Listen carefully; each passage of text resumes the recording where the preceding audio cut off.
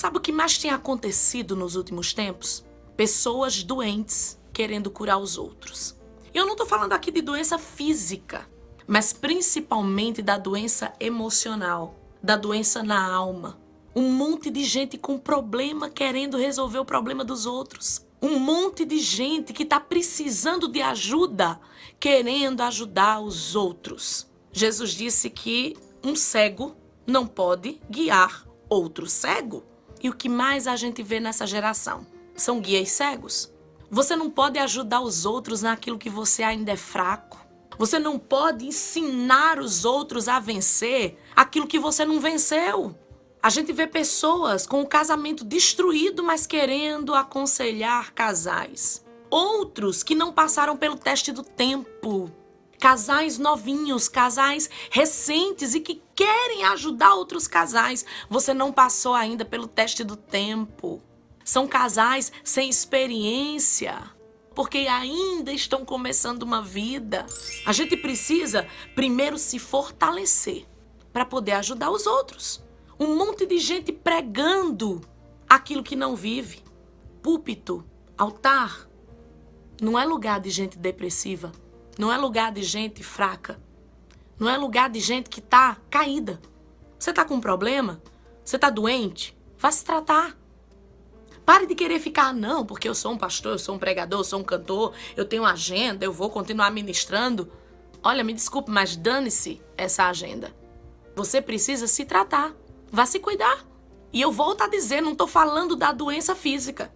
Até porque a Bíblia está cheia de exemplos de homens de Deus que mesmo doentes fisicamente, eram homens cheios do Espírito Santo, cheios de Deus, cheios de autoridade, cheios de poder de Deus, porque a doença era apenas física.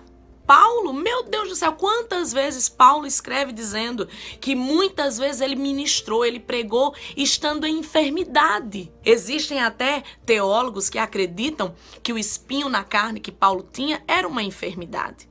O problema não é a enfermidade física.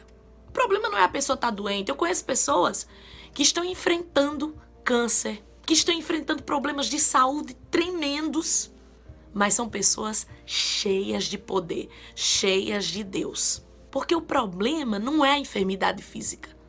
O problema é quando a doença, é alma, é coração. É muita gente precisando se tratar, querendo tratar os outros. É muita gente que precisa aprender com Jesus. É muita gente que precisa aprender com o apóstolo Paulo. Um dos versículos que eu mais amo é quando Paulo ele escreve uma das suas cartas e ele diz assim: irmãos, eu não fui aí visitar vocês porque eu não estava bem. Eu estava triste. E eu não quero ir até vocês em tristeza. Porque se eu entristecer vocês, quem é que vai me alegrar? Porque um vai alegrando o outro, um edifica o outro. Paulo disse, então eu não quis. E aí ministrar se eu não estou bem. Não é porque a pessoa é um pastor, é um pregador, é um cantor, é um ministro, que ele não tem problemas, que ele não fica mal. Agora é o seguinte, tá mal, tá depressivo, tá angustiado, vá se tratar, meu filho. Vá se tratar, minha filha. E eu não estou falando aqui da boca para fora, eu estou falando com conhecimento de causa, com experiência de vida. Eu sei o que é depressão, eu vivi a depressão e quando eu estava em depressão eu fui me cuidar. Eu não estou bem para estar pregando, para estar cantando. Qual o problema? Não, é um bando de gente doente nos altares, enfermando os outros. Jesus disse guias cegos, que vão conduzir outros a um abismo e vão cair juntos no abismo. Isso vale para qualquer pessoa, não só para quem tem um chamado ministerial. Para qualquer pessoa. Você está fraco, então vá se fortalecer. Não adianta querer resolver o problema da família do vizinho se a minha família está cheia de problema. Porque tem gente que é assim. Deixa a casa toda de perna pro ar e vai tentar resolver o problema dos outros. Vai dar pitaco na vida dos outros. Vai aconselhar os outros. Mas não vive o conselho que dá. Gente doente querendo curar os outros. É a mesma coisa de pegar o dinheiro de pagar o aluguel da sua casa e pagar o aluguel da casa de outra pessoa. Ah, não, mas eu fui ajudar tal pessoa. Não, você não foi ajudar. Você criou um problema para você. Eu não posso ajudar os outros naquilo que eu mesma preciso de ajuda. Eu não posso dizer, olha, é esse o caminho, se eu ainda não trilhei aquele caminho. Quem é que pode guiar alguém por um caminho? É quem conhece o caminho, é quem já passou pelo caminho, é quem já venceu os obstáculos do caminho. O que mais eu tenho visto nos últimos tempos são pessoas que estão com sérios problemas. Mas ao invés delas se cuidarem, se tratarem, buscarem a ajuda de quem pode resolver, de quem pode ajudar, não. Elas vão para a internet, fazem grupos de apoio e não, porque um vai ajudando o outro. Na minha opinião, e o que eu vejo na prática, é que isso só leva mais gente pro buraco. Porque como é que eu vou me inspirar em alguém que tá igual ou pior que eu? Você tem que se inspirar naqueles que venceram as suas adversidades. Eu falei lá no meu Instagram e é legal que você me acompanhe também lá no Instagram, porque a gente sempre bate um papo lá nos stories também.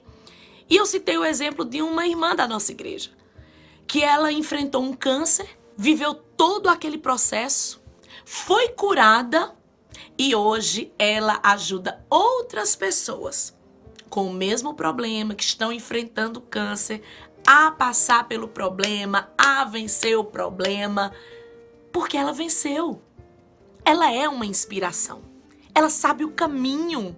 Ela sabe a sensação. Ela tem a experiência. Mas é uma experiência vitoriosa. Como é que você está em depressão e você fica ouvindo pessoas que estão em depressão? Como é que você está com um problema emocional, com uma angústia profunda, com síndrome do pânico e você fica se inspirando e ouvindo pessoas que estão no mesmo problema? Você tem que ouvir histórias de sucesso, histórias de pessoas que venceram o problema, porque essas pessoas vão te ajudar. Elas vão contar, olha, eu fiz assim, eu consegui. Se eu conseguir, você também vai conseguir. Ora, se eu venci, você também vai vencer. É o que Jesus disse, tenha um bom ânimo porque eu venci o mundo. Ou seja, Jesus está dizendo assim, olha, eu venci, para que você vença também. É por isso que o apóstolo Paulo diz que em todas as coisas nós somos mais que vencedores em Cristo Jesus, porque ele venceu. Ele é o exemplo, ele é o modelo. Se ele venceu, nós que seguimos a ele, que servimos a ele, também vamos vencer. Então, vamos parar com essa história de querer ajudar os outros, porque eu sou bonzinho, se eu tô precisando de ajuda. Então, se você está enfrentando uma depressão, ou um problema familiar, ou um problema financeiro, resolva primeiro o seu problema. Busque a Deus, ore a Deus, fale com Deus, vá se tratar, vá se cuidar. Mas olha, tem um detalhe. Cuidado com o tipo de ajuda e de tratamento que você vai procurar. Porque tem muita gente que procura o guia cego, que procura o médico que é mais doente que ele, que procura o terapeuta que está mais depressivo do que ele. Até para buscar ajuda, a gente precisa de sabedoria. Porque um guia cego, guiando o outro cego, o que é que vai acontecer? Jesus disse que vai cair no abismo. Ambos cairão no abismo. Quando você vencer o seu gigante, você vai fazer como Davi. Você vai gerar outros matadores de gigantes. Então se cuide, se trate, sobretudo busque a Deus. Porque, como eu sempre falo, não existe nada que Jesus não possa resolver. Não existe doença incurável para Jesus. Nem a doença da alma, nem a doença física, nem a doença espiritual. Seja qual for a enfermidade, Jesus cura tudo. Muitas vezes o seu médico vai dizer que não tem cura, não tem jeito. Mas Jesus nunca vai dizer isso. Porque Ele faz, Ele cura, Ele pode. Agora, o primeiro passo, quem tem que dar é você. Você tem que buscar, você tem que crer.